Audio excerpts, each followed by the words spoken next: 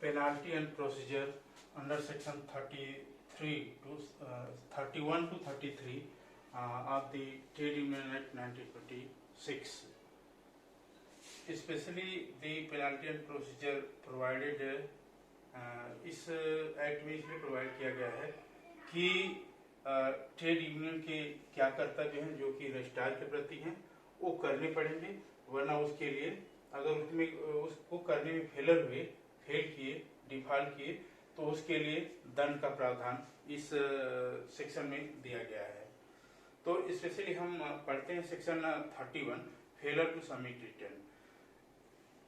इसकी सबसेक्शन 1 में लिखा हुआ है कि if default is made on the part of any registered trade union in giving any notice or sending any statement or other document as required by or under the any provision of this act, every office bearer or other person bound by the rules of the trade union to give or send the same, or if there is no such office bearer or person, every member of the executive of the trade union shall be punishable with the fine which may extend to 5 rupees, and in the case of continuing default with an additional fine which may extend to 5 rupees for each week after this first during which the default continued. The aggregate shall not exceed 50 rupees. ये बहुत long provision है, but I will try to explain one by one. तो इसमें specially हमको देखना है कि section 28 के अंतर्गत ट्रेड यूनियन को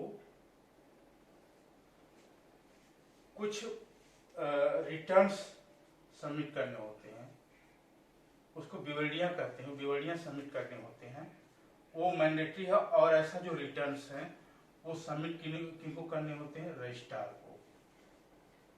तो सेक्शन 3 के अंतर्गत रजिस्ट्रार की का अपॉइंटमेंट और उसकी डिफिनेशन दी गई है, उसकी ड्यूटीज भी दी गई है।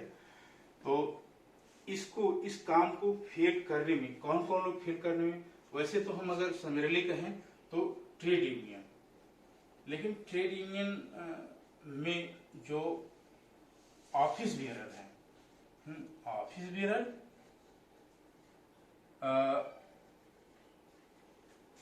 और executive of trade union TU, और इस उद्देश्य से कोई व्यक्ति अगर अपॉइंट किया गया है तो वो व्यक्ति अपॉइंटेड पर्सन, इस उद्देश्य के लिए कोई व्यक्ति को ऐसे अपॉइंट किया गया है, तब इनका कर्तव्य होता है कि ऐसे जो सबमिट को, जो रिटर्न को सबमिट करना है वो करे। अगर डिफॉल्ट करते हैं, फेल करते हैं, तो उसके लिए इसमें दंड का प्रावधान है। तो उनके लिए क्या दंड का प्रावधान है कि वो जो है अगर ऐसा फेल करते हैं तो रजिस्ट्रार उनको नोटिस देता है और वही complaint first class magistrate, residency magistrate या मेट्रोपॉलिटन मजिस्ट्रेट के यहाँ कंप्लेंट करता है, और उस आधार पे, और ऐसा कंप्लेंट 6 महीने के, जब ऐसा इवेंट हुआ हो तो 6 मंथ के अंतर्गत इस तरह का कंप्लेंट कर दिया जाना चाहिए।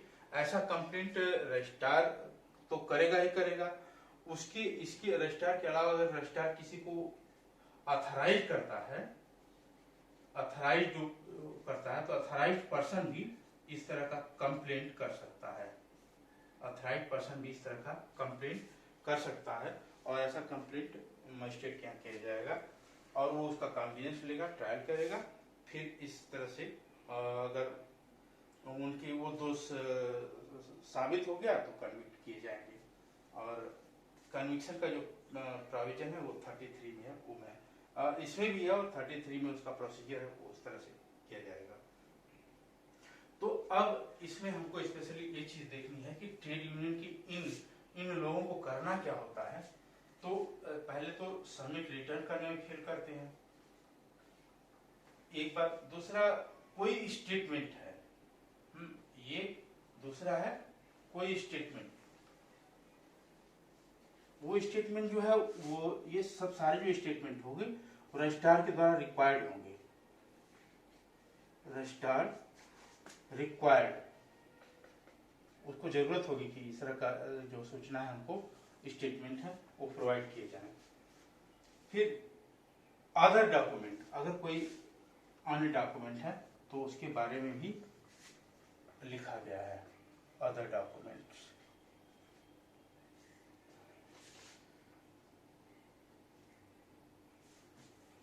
इस एक्ट के तहत इस तरह की जो चीजें रिक्वायर की जाती हैं रजिस्ट्रार के द्वारा, इसको फेल करने में इसमें से कोई भी अगर फेल करता है, नहीं प्रोवाइड कराता है, तो उसके लिए जो फाइन का प्रावधान है वो है, फाइन का केवल फाइन का प्रावधान है, और कोई जो है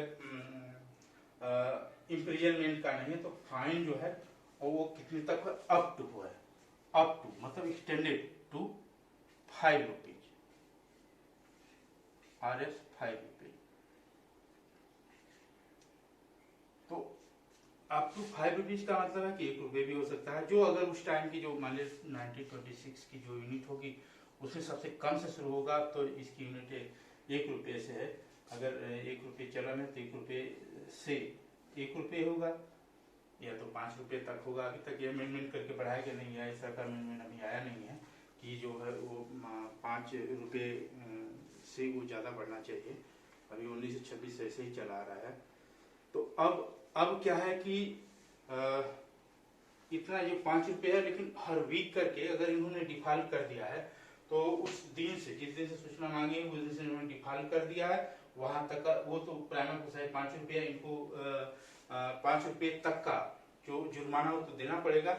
लेकिन हर दिन, हर एक वीक का 5-5 रुपये हर वीक का, अगर इस तरह से डिफॉल्ट जो हर वीक का बढ़ता गया तो हर वीक का जो है 5-5 रुपये लिए जाएंगे। यहाँ अप टू और एक्सटेंडेड वाली कोई बात ही नहीं है।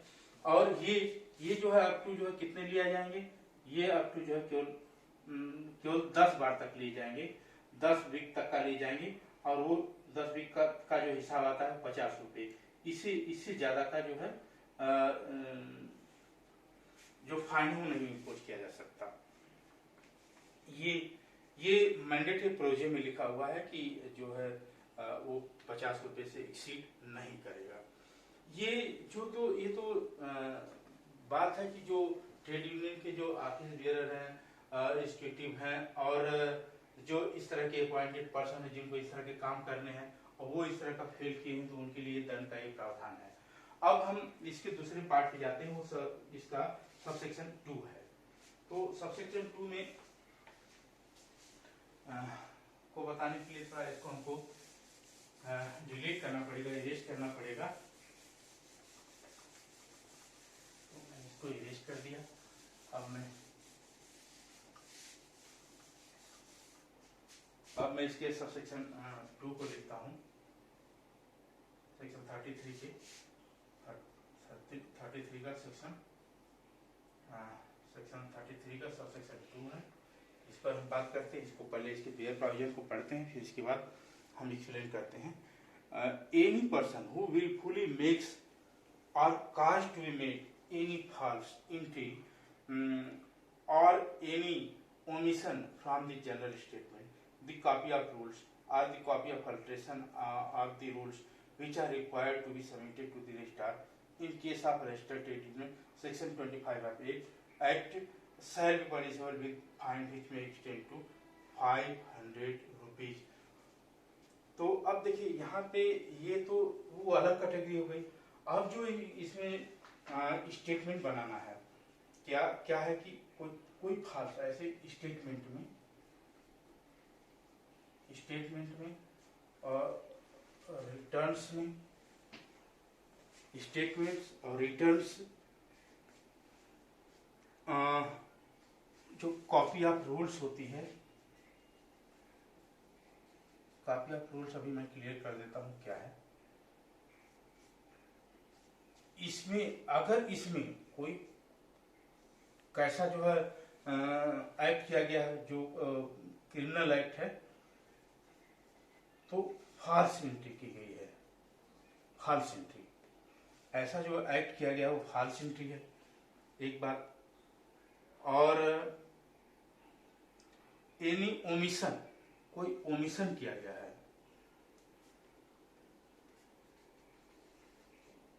कोई चूक की गई है, मतलब ये डेलिबरेटली इस तरह का किया गया, वो तो उसके जो डॉक्यूमेंट देखा जाएगा उससे पता चल जाएगा कि डेलिबरेटली किया गया है, वो उससे तय हो जाएगा।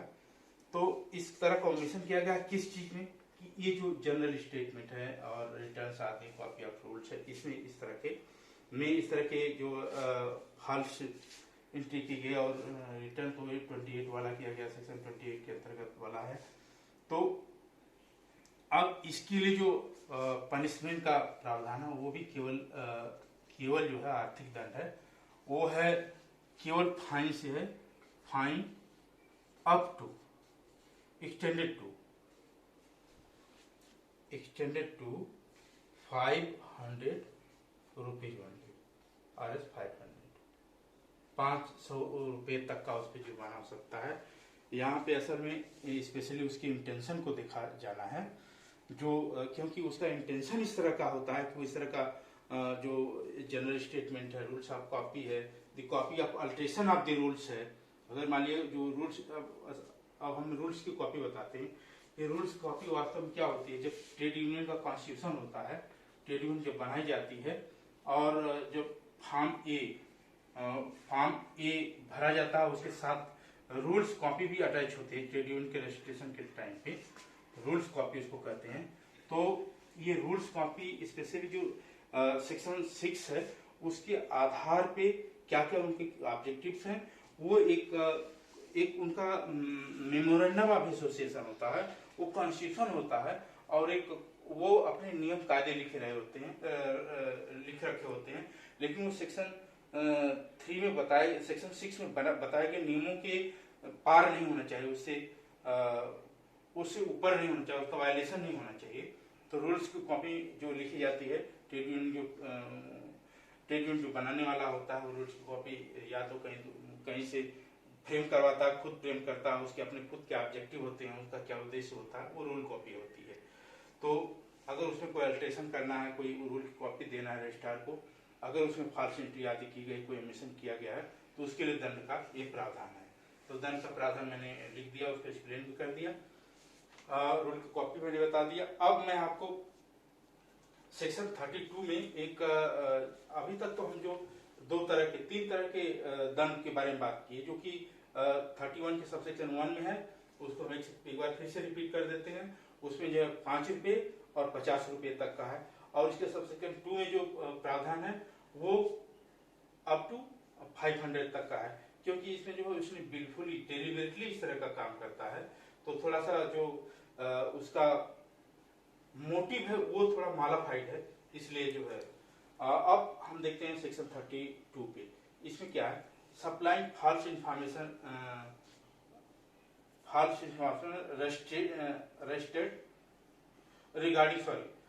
supplying false information regarding trade union. Section 32 provides that wherein any person with intent to deceive, अब इसमें जो व्यक्ति होता है वो ट्रेड यूनियन के लोगों को, ट्रेड यूनियन को से संबंधित जितनी भी इंफॉर्मेशन होती है, वो जब रजिस्ट्रार को सप्लाई की जाती है, तो उसके संबंध में ये ऐसा कोई व्यक्ति जो धोखा देने की नियत से, तो इसका उद्देश्य जो है बहुत ही मालाफाइड है और धोखा देने की नियत से इस तरह का काम करता है। अब हम इसको इरेज करते हैं, इसके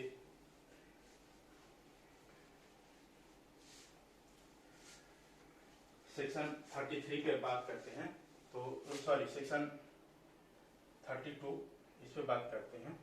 तो इसमें ये सप्लाइंग फॉल्स इंफॉर्मेशन से संबंधित होता है। इसमें जो व्यक्ति होता है उसका जो मोटिव होता है वो डिसीव का होता है, ये डिसीव करने का, धोखा देने का उद्देश्य होता है। तो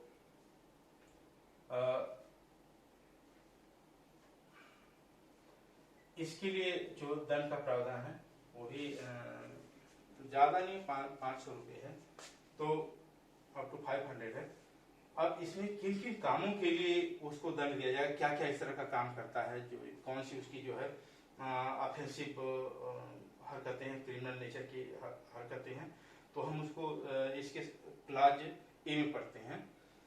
to any member of a trade union receive, उसको धोखा देना चाहता है ट्रेड यूनियन के मेंबर को, टू ए पर्सन इंटेंडिंग और applying to become a member of such trade union, उस व्यक्ति को जो ट्रेड यूनियन में अप्लाई करना चाहता है, ट्रेड यूनियन का मेंबर बनना चाहता है, उसको धोखा देना चाहता है।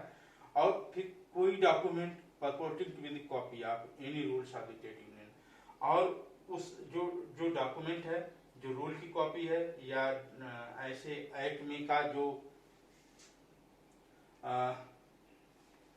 जो कोई स्टेटमेंट है, कोई डॉक्यूमेंट उससे संबंधित है, और कोई रूल ट्रेड यूनियन के रूल कॉपी में का है, उसको भी वो इस तरह से अप्लाई करता है कि उसका जो है जो इंटेंशन है वो मालाफाइड है, और जिसे इस तरह से अप्लाई करे कि जो व्यक्ति है वो उसमें जो है तो उससे धोखा खा जाए। एनी, फिर इसके बाद थर्ड में है कि सेकेंड में, इसके सेकेंड पार्ट में है, any alteration of rules which he knows or has reason to believe that it is not a correct copy of rules, मतलब कि उस रूल्स में कुछ परिवर्तन है, वो जानबूझकर जानता है, और इस बात को जानते हुए और जानने का कारण भी उपस्थित होने की कि उसके रूल की कॉपी में जो है वो करेक्ट है। Alteration of the rules as are, उसमें कोई परिवर्तन करता है, for the time being in force, जो उस समय वो लागू होता है, वो ऐसा व्यक्ति धोखा देने की नियत से इस तरह का जो काम करता है, उसके लिए जो दंड का प्रावधान है वो which फाइन विच में एक्सटेंड टू 200 रुपीज, तो जो फाइन है इसके लिए 500 नहीं, मैं गलत पहले बोल दिया था, जो फाइन है वो है अप टू, एक्सटेंड टू है अप टू, वो 200 रुपीज है, उसके लिए जो फाइन का प्रावधान है 200 रुपीज है। So also any person who with intent to deceive give a copy of any rule of undersigned trade union, मतलब कि ट्रेड यूनियन का उसका सिग्नेचर है, और लेकिन वो जो है उसका इंटेंशन है डिसीव देने का, तो जो रूल्स की कॉपी है ट्रेड यूनियन से जो हस्ताक्षरित है, वो किसी व्यक्ति को बहाना बनाता है, pretend that such rules are the rules of a registered trade union, वास्तव में वो रजिस्टर्ड ट्रेड यूनियन की रूल्स कॉपी नहीं होती है, लेकिन बहाना बनाकर कि रजिस्टर्ड ट्रेड यूनियन की कॉपी है, धोखा देने के उद्देश्य से ऐसा काम करता है, सबमिट करता है रजिस्ट्रार के यहाँ, तो उसको जो है पनिश किया जाएगा, तो उसकी जो फाइन होगी वो भी 200 रुपये तक की होगी। तो इसमें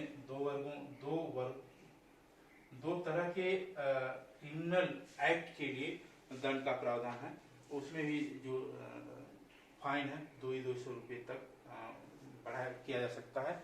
ये जो है इनको जो इस तरह का धोखेबाज है उसके लिए ये दंड का प्रावधान है। अब हम आते हैं कॉग्निजेंस ऑफ ऑफेंस, ऐसे ऑफेंस का जो इस तरह का अपराध किया गया है उसका जो है संज्ञान कौन लेगा।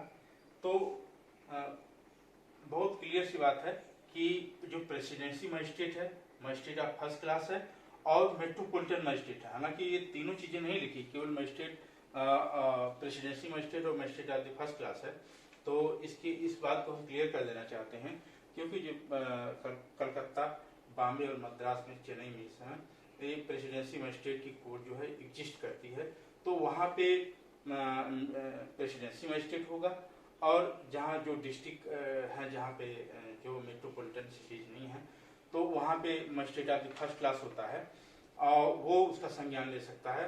और तीसरी बात है कि जैसे दिल्ली जैसे महानगर है, वहाँ पे मेट्रोपॉलिटन मजिस्ट्रेट होते हैं, फर्स्ट क्लास मजिस्ट्रेट के बराबर ही उनका पावर होता है, तो मेट्रोपॉलिटन मजिस्ट्रेट इस ऐसे अपराधों का संज्ञान ले सकेंगे।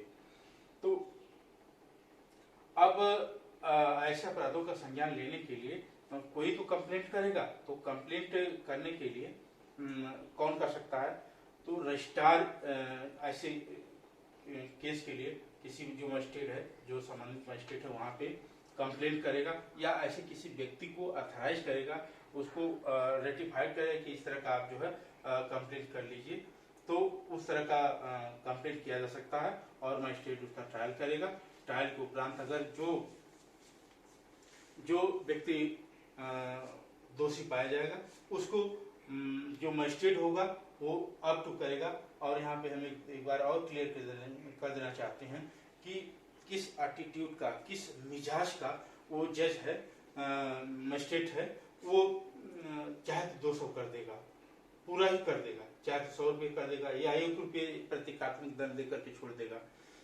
लेकिन अगर कोई जज भी रहेगा तो उसकी आइडियोलॉजी की हम बात कर रहे हैं, तो अगर देखेगा कोई डिसीव है, धोखा देने वाला व्यक्ति है, ऐसा काम करता है, तो पूरा का पूरा ही अप्लाई करेगा। फिर भी हम कहते हैं कि उसकी मर्जी पे है, वो जितना अप्लाई करे, क्योंकि एक्सटेंड है, अप टू है। और अगर होता कि नॉट लेस देन 200 रुपीज, तब पूरा ही 200 तो करना ही पड़ता उसको।